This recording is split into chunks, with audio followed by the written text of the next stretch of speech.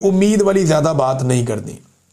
जो भी बात करना चाहता है आसिम मुनीर साहब की गेम चुको, शहबाज शरीफ और उसकी जो हुकूमत है उसके ऊपर उठाओ और ये बताओ कि जनाब मुल्क बहुत तरक्की कर रहा है और परवाज कर रहा है और ऊंची परवाज की तरफ टेक ऑफ करने वाला, तो इस किस्म की बातें तुमने करनी है। तमाम नजूमियों को बाउंड कर दिया गया। अब सवाल ये पैदा होता है जो बार बार पूछा जा रहा है सवाल, वो सवाल जायज़ है या नहीं। 2025 जब आ रहा था तो ये सवाल किया जा रहा था कि क्या 2025 में इमरान खान रिहा हो जाएंगे। 2026 जब आ रहा है तो सवाल किया जा रहा है कि क्या 2026 में इमरान खान रिहा हो जाएंगे। सवाल ये होना चाहिए कि क्या 2025 में या 2026 में फ़ौज सियासत में किरदार अदा करना बंद कर देगी, क्या अदलिया पे और मीडिया पे दबाव डालना बंद कर दिया जाएगा। सवाल तो ये होना चाहिए। 2025 भी इमरान खान का था, सब जानते हैं। 2024 में तो इमरान खान ने क्लीन स्वीप किया पाकिस्तान के इलेक्शन में, और अगर इमरान खान की रिहाई का तो सबसे बड़ा इम्कान था जिसका हम सब ने इजहार भी किया, तो वो 2024 में था, 26वीं आईनी तरमीम से पहले। इमरान खान साहब की रिहाई का सबसे बड़ा इम्कान आज से 1.5 साल पहले था, क्योंकि देखें ना 2024 का इलेक्शन इमरान खान जीत गए थे, मैंडेट उनका था, चोरी कर लिया गया था, एक इंटरनेशनल और अंदरूनी दबाव था बहुत बड़ा उस वक्त हुकूमत के ऊपर। डोनाल्ड ट्रंप के साथ इनकी गुड्डी भी नहीं चढ़ी थी, तो वो हालात जो है वो सबसे ज़्यादा मुवाफिक थे और अदालत भी कुछ हद तक आज़ाद थी।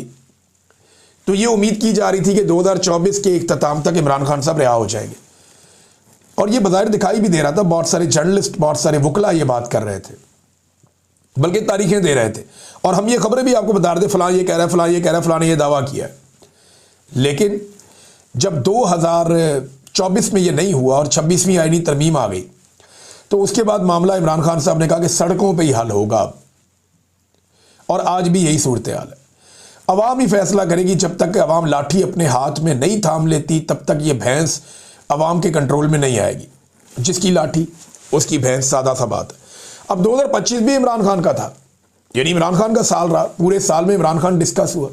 2026 के पहले दिन सबसे ज़्यादा इमरान खान डिस्कस हुआ। आप इंटरनेट पे सर्च कर लें, आप हर जगह पे जाकर देख लें कि पाकिस्तान में सबसे ज़्यादा डिस्कस कौन होता है, सबसे ज़्यादा सर्च कौन होता है, इमरान खान होता है। आपको नज़र आ जाएगा, आपको सारे बता देंगे कि इमरान खान क्या है और कितनी ज़्यादा उसकी मकबूलियत है। लिहाजा 2026 भी बज़ाहिर ऐसा लगता है कि इमरान खान बाहर आए या ना आए ये ज़्यादा इंपॉर्टेंट नहीं है। ज़्यादा इंपॉर्टेंट ये है कि क्या इमरान खान को डील करेंगे, तो वो तो कहते हैं मैं नहीं करूँगा। दूसरा, क्या इमरान खान इररेलेवेंट हो जाएगा, वो तो 2025 में भी कह रहे थे, नहीं हो पाया। आसिम मुनीर साहब के 3 साल नौकरी के गुजर गए, उन्होंने फिर एक्सटेंशन ले ली। जो अपने पहले 3 साल में वो इमरान खान को इररेलेवेंट नहीं कर पाए, तो ये अगले जो उन्होंने इस एक्सटेंशन के साल लिए हैं उसमें वो क्या इररेलेवेंट करेंगे, वो नहीं हो पाएगा।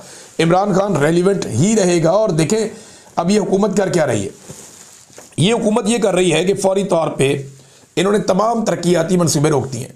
जब ये इक़्तिदार में आए ना 2023 में, इन्होंने तरक्याती मनसूबे रोक दिए थे। 2024 में इन्हें दोबारा इक़्तिदार मिला, इन्होंने फिर तरक्याती मनसूबे रोक दिए।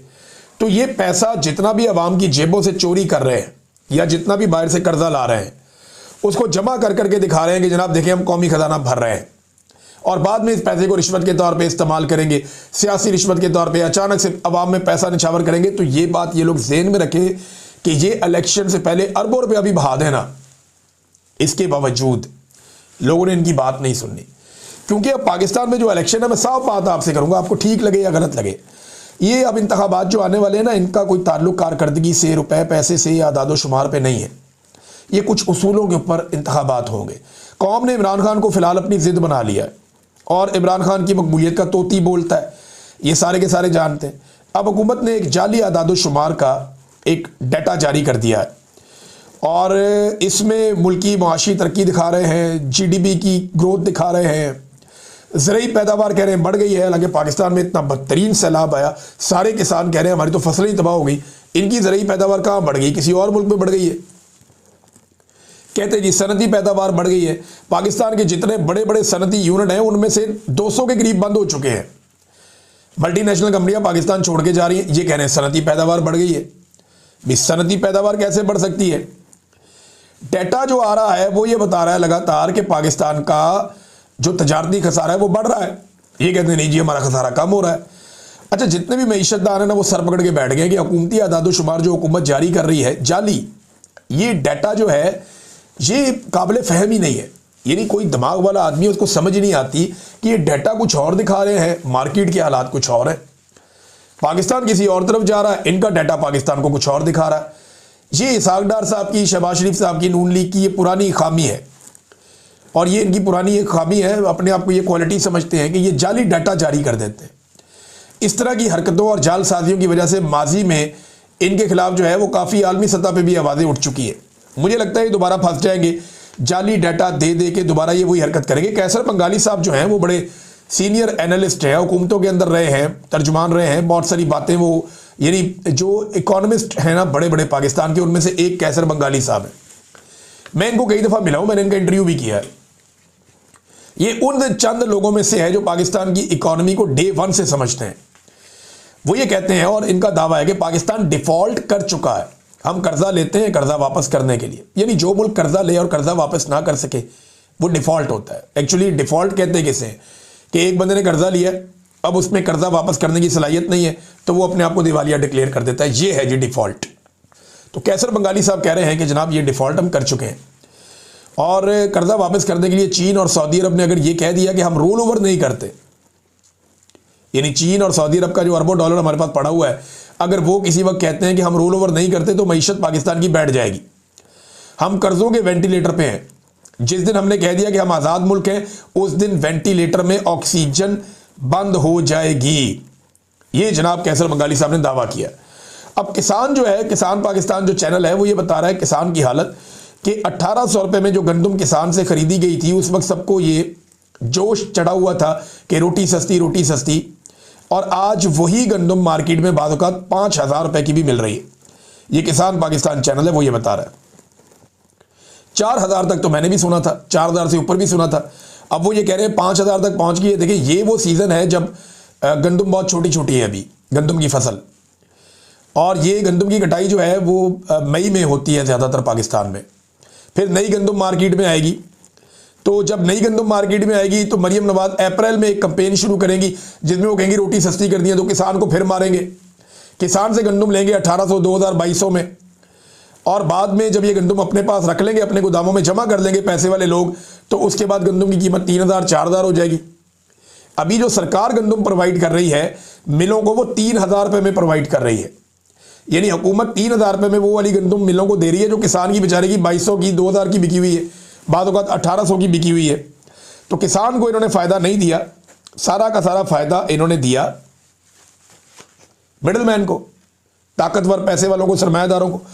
अब नाज़रीन, इस वक्त जो ईरान के अंदर एक सूरत हाल है वो मैं आपके सामने रखता हूँ, लेकिन पहले इमरान खान की मकबूलियत की बात कर रहे थे। सरकारी सरपरस्ती में एक कवाली नाइट होती है वॉल्ड सिटी के अंदर, वहाँ पे बहुत सारे ख़ानदान जमा हो जाते हैं, ख़वातीन भी हैं, और बड़ी शौक़ से ये लोग कवालियाँ सुनते हैं।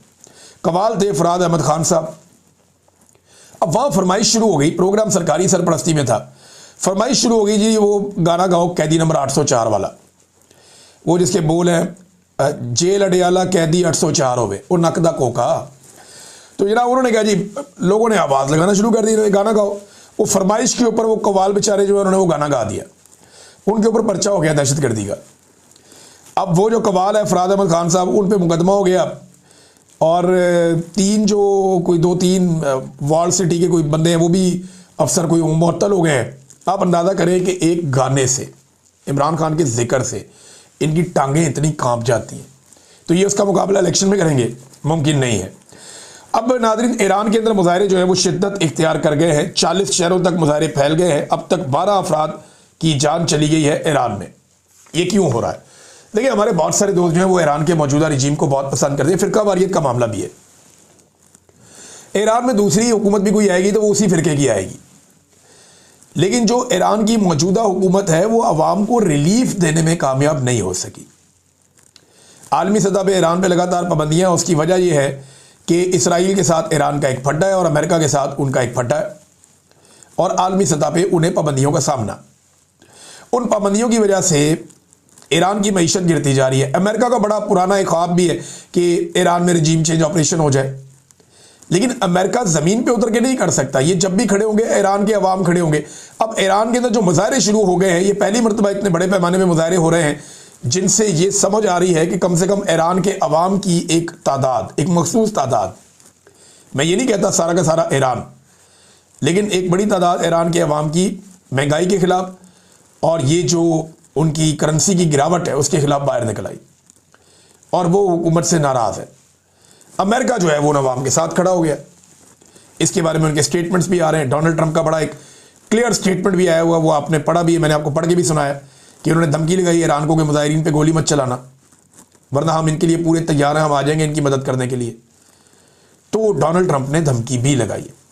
अब पाकिस्तान का प्रॉब्लम यह है कि पाकिस्तान के इर्द गिर्द हर तरफ पाकिस्तान के इर्द गिर्द रजीम चेंज भी हो रहे हैं, अवामी इनकलाब भी आ रहे हैं और पाकिस्तान के अंदर बार बार एक दस्तक देती है अवामी तहरीक, लेकिन वो अपने आप को इनकलाब में कन्वर्ट नहीं कर पा रही। हाँ, ये ज़रूर था कि 8 फरवरी 2024 को पाकिस्तान में एक शानदार इनकलाब आया था। पाकिस्तान की मिलिट्री एस्टेब्लिशमेंट को पाकिस्तान की अवाम ने नाको चने चबवा दिए थे। आसिम मुनीर साहब अपनी पूरी ताकत के बावजूद अपने सारे सियासी साथियों के साथ मिलकर भी इलेक्शन में अवाम के हाथों बदतरीन शिकस्त खा गए थे और ये शिकस्त नस्लों तक याद रखी जाएगी।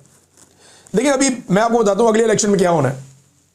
ये 8 फरवरी 2024 के इलेक्शन से लेकर अब तक 1 करोड़ नया वोटर बन चुका है। ये जो 1 करोड़ नया वोटर बना है, ये किसको वोट डालेगा? आप सारे जानते हैं। ये एस्टेब्लिशमेंट के साथ तो नहीं है, एस्टेब्लिशमेंट के खिलाफ है। ये वोटर कौन है? ये जेन जी है, जेन जी। ये जेन जी है, ये वो नौजवान हैं जो सन 2000 के एड़े गेड़े में पैदा हुए। तो ये जो जेन जी है ना, अब इनकी बारी है और ये सारे के सारे खड़े हुए हैं इस वक्त एंटी एस्टेब्लिशमेंट होके। तो ये तो जहां पे जिस जमात को या जिस ग्रोह को फौज सपोर्ट करेगी उसके खिलाफ वोट डालेंगे। ये पीएमएलएन और पीपल्स पार्टी के साथ नहीं जाएंगे, ये इमरान खान के साथ जाएंगे। वो इमरान खान को अपना लीडर समझते हैं। और ये जेन जी है, इसने नाक में दम किया हुआ है। अभी आने वाले वक्त में 1 साल आपका और गुजरेगा, 50 लाख और वोटर आ जाएगा। अभी 2-4 साल आप गुजरने दें, जेन अल्फा तैयार हो रही है। ये जो जनरेशन अल्फा है ना, ये जिस वक्त आपके सामने आएगी वो बहुत लीथल है, आपको लग पता जाएगा। हमारे बच्चों को बड़ा होने दीजिए, वो आपको बताएंगे कि लड़ाई लड़ते कैसे और बयानियां बनाते कैसे हैं। वो आपकी सियासत लपेट के आपको वापस दे देगी और सबका